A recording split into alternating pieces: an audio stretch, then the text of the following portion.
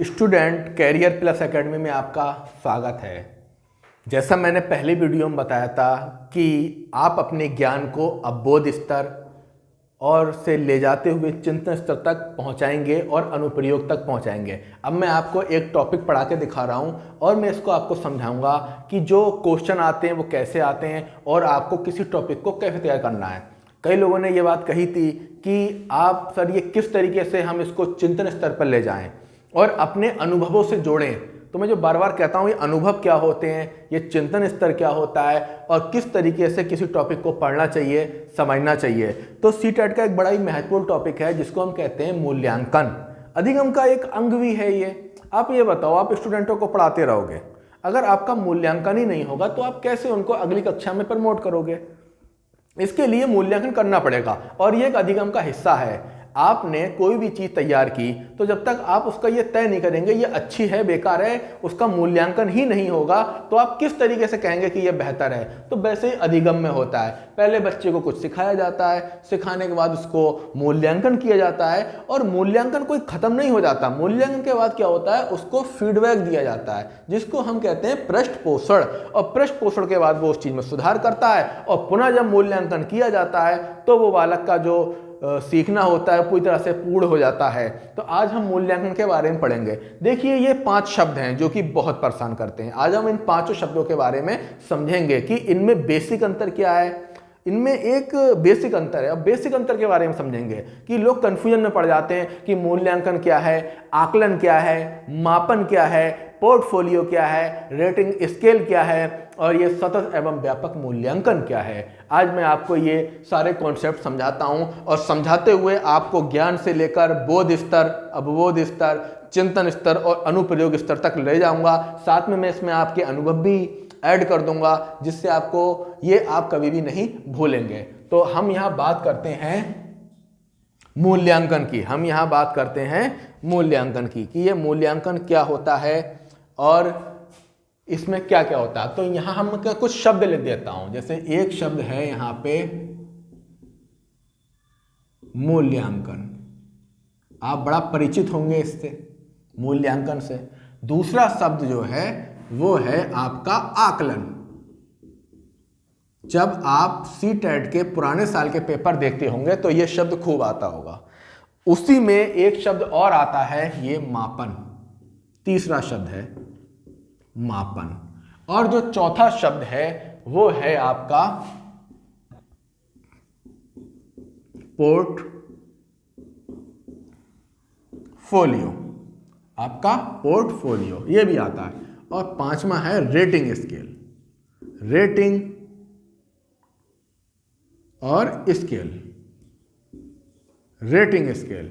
ये rating scale क्या होता है, मूल्यांकन क्या है, आकलन क्या है, मापन क्या है, पोर्टफोलियो क्या है और रेटिंग स्केल क्या है। और एक चीज और यहां में छूट रही है जो कि बहुत महत्वपूर्ण है, सतत एवं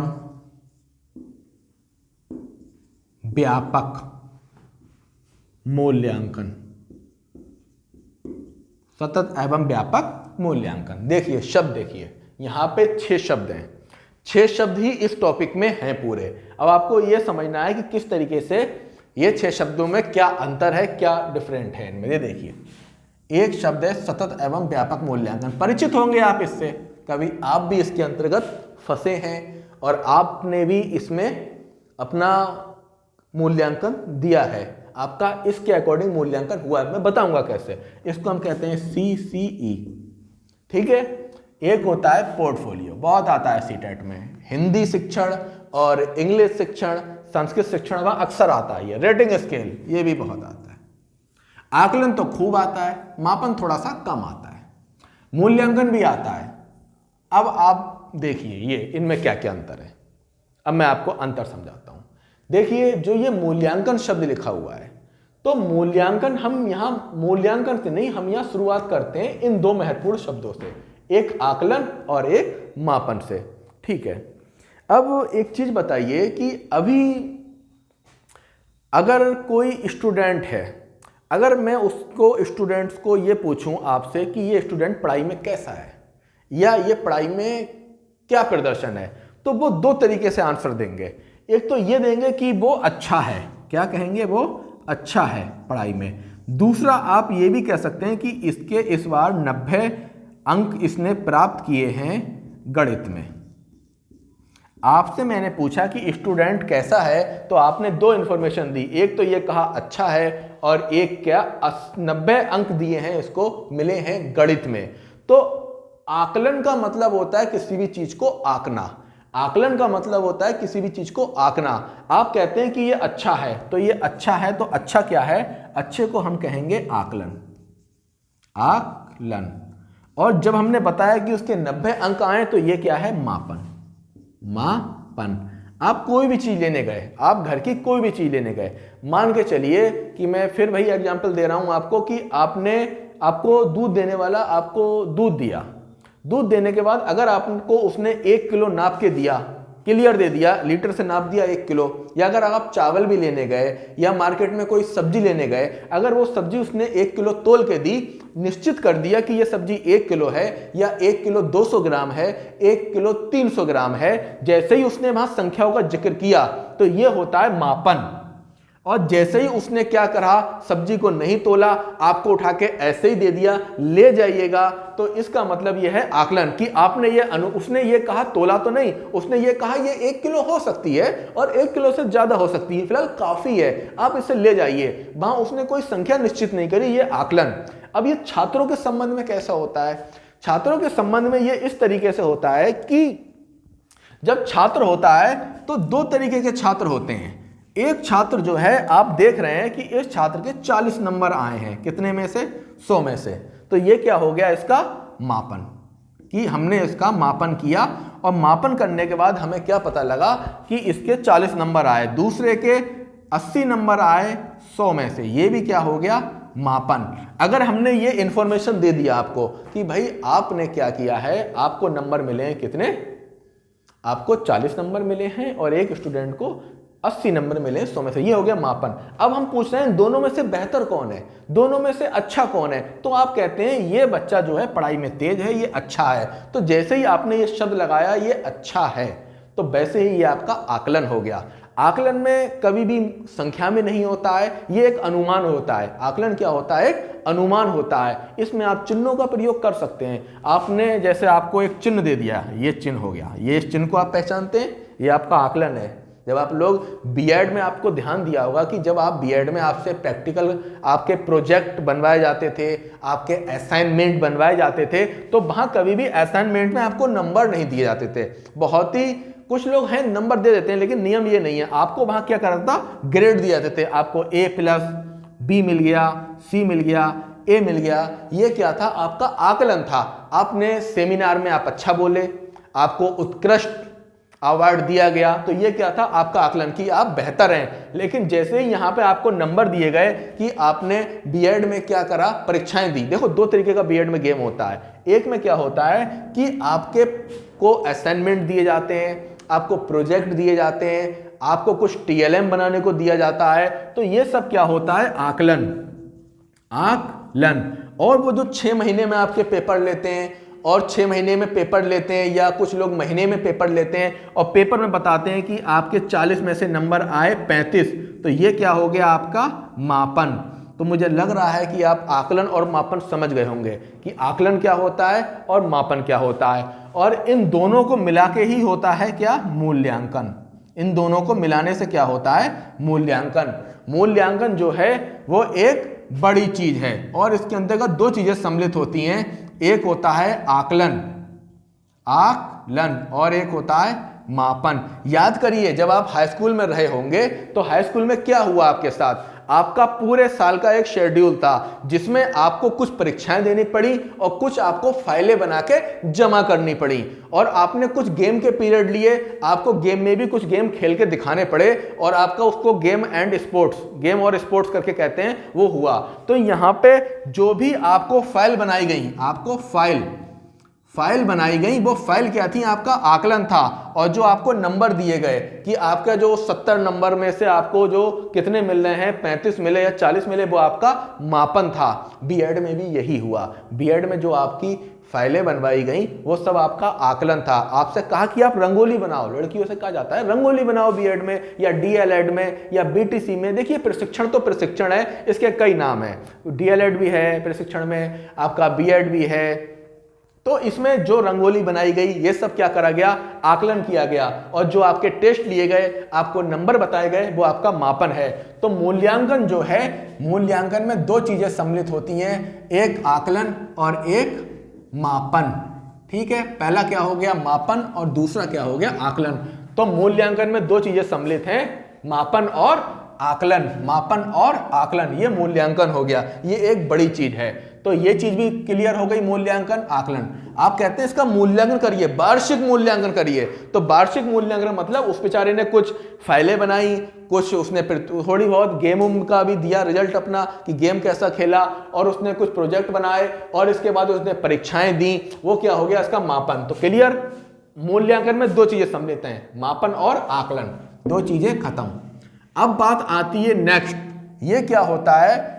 अच्छा, अब हम इसकी बात करेंगे, सतत एवं व्यापक मूल्यांकन। सतत एवं व्यापक मूल्यांकन, तो आप बताइए ये सतत एवं व्यापक मूल्यांकन क्या होता है।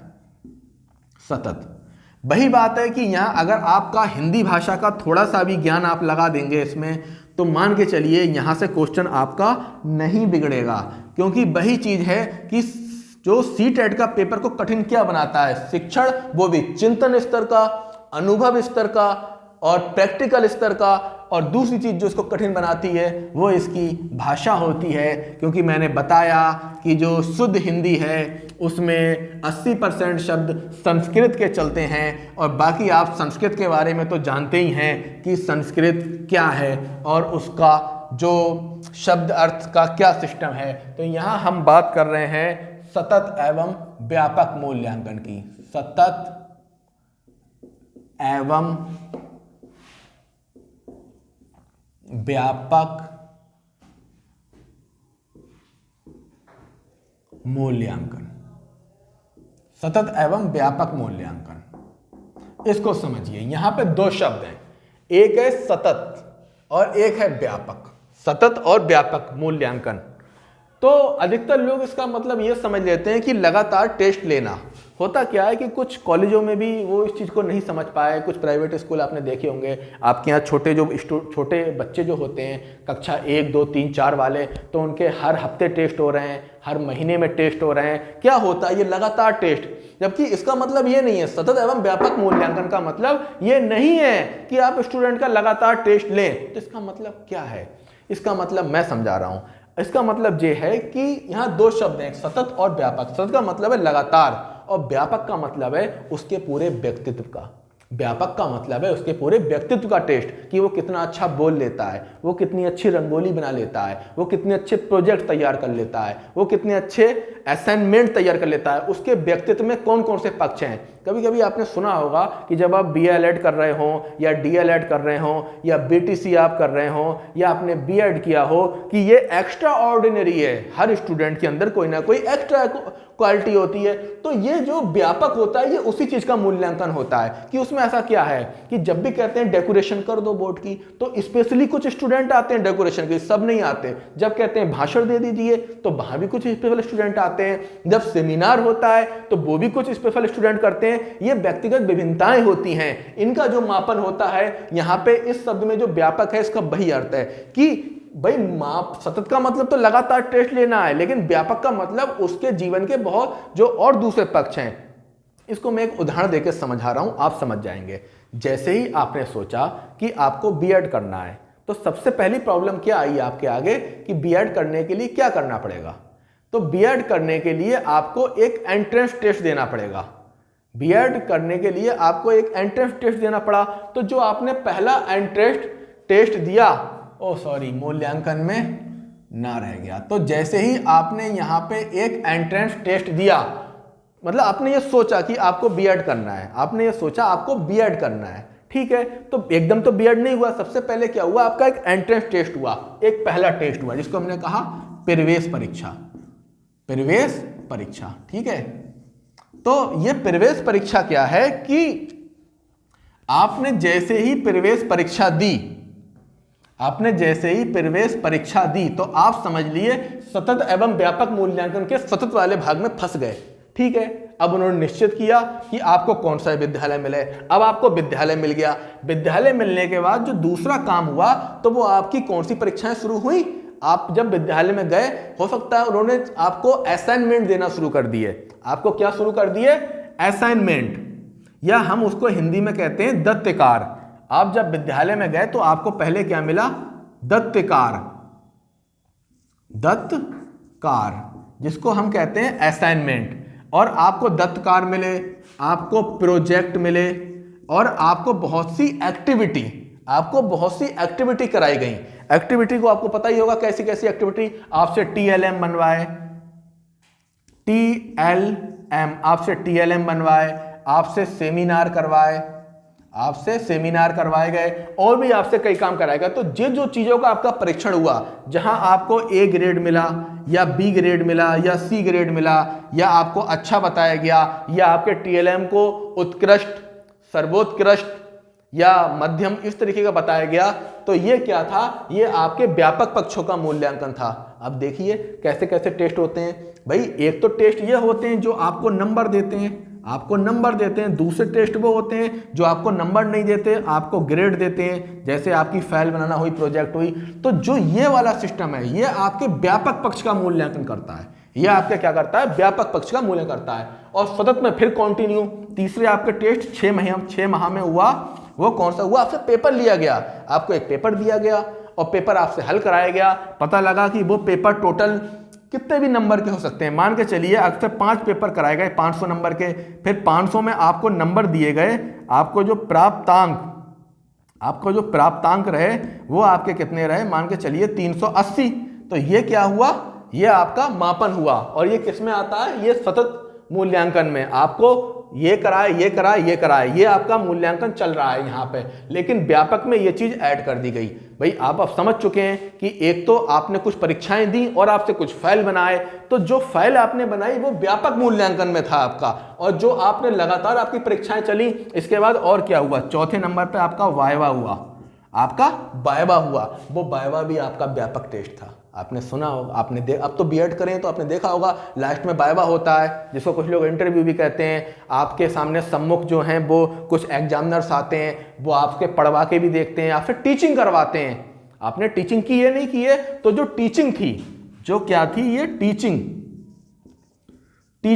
टीचिंग आपने करी, आपको कोई ना कोई विद्यालय का नाम बताया गया होगा। और विद्यालय का नाम बताने के बाद आपको जब विद्यालय का नाम बताया, आपने वहां जाकर टीचिंग की, 1 महीने करी, 2 महीने करी, 3 महीने की, तो टीचिंग जो था वो आपका व्यापक पक्ष का मूल्यांकन था। यह आपका टीचिंग जो थी वो व्यापक पक्ष की, आप कितना बेहतर ढंग से पढ़ा पा रहे हैं, चीजों को समझा पा रहे हैं, छात्र के पूर्व ज्ञान से उसके कंटेंट को जोड़ पा रहे हैं। अगर आप प्रकाश संश्लेषण पढ़ा रहे हैं तो कितनी बढ़िया चर्चा कर पा रहे हैं। क्या आप एक गमला लेके आ रहे हैं छात्र के लिए? क्या उसको दिखा रहे हैं, उसको प्रैक्टिकल करा रहे हैं कि नहीं करा रहे हैं? तो ये सब क्या था? आपका व्यापक मूल्यांकन था। और जो आपका एक वार्षिक परीक्षा कराई गई सबसे बाद में, 6ठे नंबर पे, वार्षिक परीक्षा कराई, ये भी आपका मूल्यांकन था। लेकिन ये व्यापक मूल्यांकन नहीं था। ये कैसा था? सतत मूल्यांकन के अंतर्गत आपका मापन था। यहां मूल्यांकन में 2 चीजें आ गई, एक हो गया आपका आकलन और एक हो गया मापन। तो ये मापन, ये आकलन, और ये मापन, ये आकलन, ये मापन। ठीक है, और इसमें मूल्यांकन हो गया। और जो व्यापक पक्ष था वो आपका ये व्यापक पक्ष था, ये वाला और ये वाला और ये वाला। और सारा ऑल ओवर आपकी टीचिंग, आपका वाइवा, आपके प्रोजेक्ट, आपके सेमिनार, आपके नंबर निकाल के आपको 2 वर्ष में एक क्या दे देते हैं? डिग्री आपको दी, डिग्री।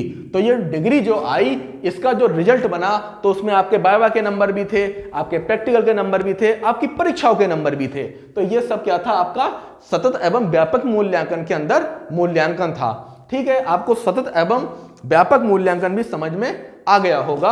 अब मैं बात करता हूं नेक्स्ट जो है वो क्या है? पोर्टफोलियो।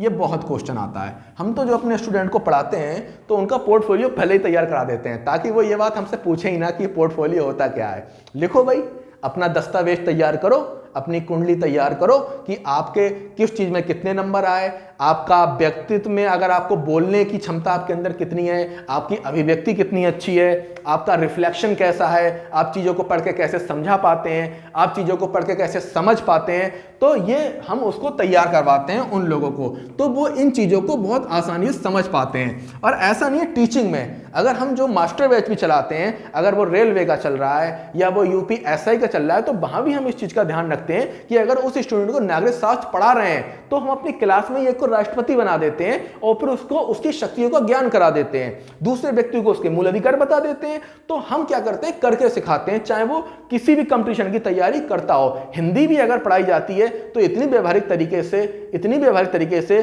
कि वो उसको ना भूले, क्योंकि होता क्या है, परीक्षाओं में जाने के बाद स्टूडेंट का माइंड ब्लैंक हो जाता है, उससे कोई ध्यान नहीं रहता। लेकिन अगर उसने अनुभवों के साथ सीखा है, समझ कर सीखा है, तो वो नहीं भूलता। अब हम बात कर रहे हैं पोर्टफोलियो की। पोर्टफोलियो क्या है, अगर इसको हम एक लाइन में कहें तो ये एक दस्तावेज है। ये क्या है, छात्र का दस्तावेज है, लिखित, छात्र का कैसा, लिखित दस्तावेज है। उसमें लिखा जाता है सब कि छात्र का क्या कंडीशन है, पहले वो किस चीज़ में वीक था या पहले किस चीज़ में वो बेहतर था, तो उसका पूरा एक बायोडाटा होता है। बस पोर्टफोलियो इतना ही होता है। उसमें अलग अलग कॉलम होते हैं कि अगर इसने रेटिंग करी तो इसको कितने नंबर मिले, या एक अनुमान, अगर हाँ ये चीज़ आए तो ये अनुमान में आता है कि उसका कितना बेहतर था। पोर्टफोलियो क्या है, छात्र की कुंडली है, छात्र का दस्तावेज है। क्लियर। जो इसमें नेक्स्ट शब्द और आता है वो आता है रेटिंग स्केल। ये रेटिंग स्केल क्या है, रेटिंग स्केल, आपने देखा होगा कि जब आप मोबाइल में कोई ऐप चलाते हैं तो कभी कभी एक ऑप्शन आ जाता है रेटिंग दो। आप उसमें 5 स्टार होते हैं, आप कुछ स्टारों पे कर देते हैं, तो रेटिंग स्केल वही होता है। इसको हम कहते हैं अवलोकन। ये अवलोकन होता है। रेटिंग स्केल क्या होता है, अवलोकन। हमने 10 छात्रों को अवलोकन करा, इसके बाद उनकी रेटिंग कर ली कि पहले नंबर पे कौन है, दूसरे नंबर पे कौन है, तीसरे नंबर पे, चौथे नंबर पे। रेटिंग स्केल का मतलब उनकी रेटिंग कर दी, उनको क्रमबद्ध कर दिया, उनको क्रम सारणी में सेट कर दिया कि ये स्टूडेंट अच्छा है, ये अच्छा है, ये उससे कम अच्छा है, ये उससे कम अच्छा है। ये क्या होता है, अवलोकन करना छात्र का। इस तरीके से आपका ये पूरा टॉपिक खत्म हो जाता है। ये मूल्यांकन है, इसमें आपने समझ लिया, अभी आप कभी नहीं भूलेंगे, आप प्रयास करना। और जबकि अगर आप इसका नोट्स बनाते और इसको याद करने की कोशिश करते तो समझ में नहीं आएगा। तो ये चिंतन स्तर होता है, आपको चिंतन स्तर तक लाया गया, आप कितना बेहतर ढंग से बच्चे का आकलन कर पा रहे हैं। क्योंकि जो प्राइमरी टेट की, अगर प्राइमरी सीटेट की बात करें तो वहाँ आकलन ही होता है, वहाँ कभी मापन बहुत कम होता है, आकलन होता है। अधिकतर क्या होता है, आकलन होता है। तो इस तरीके से आपका चिंतन भी हो गया, आपका अनुप्रयोग भी हो गया, आपने समझ भी लिया कि आपको किस तरीके से बीएड में सतत एवं व्यापक मूल्यांकन में फांसा गया। आपका भी जी सतत एवं व्यापक मूल्यांकन हुआ है और आपका आकलन भी हुआ, मापन भी हुआ, पोर्टफोलियो बस तैयार नहीं हुआ, क्योंकि ये छोटे बच्चों का होता है। Thank you.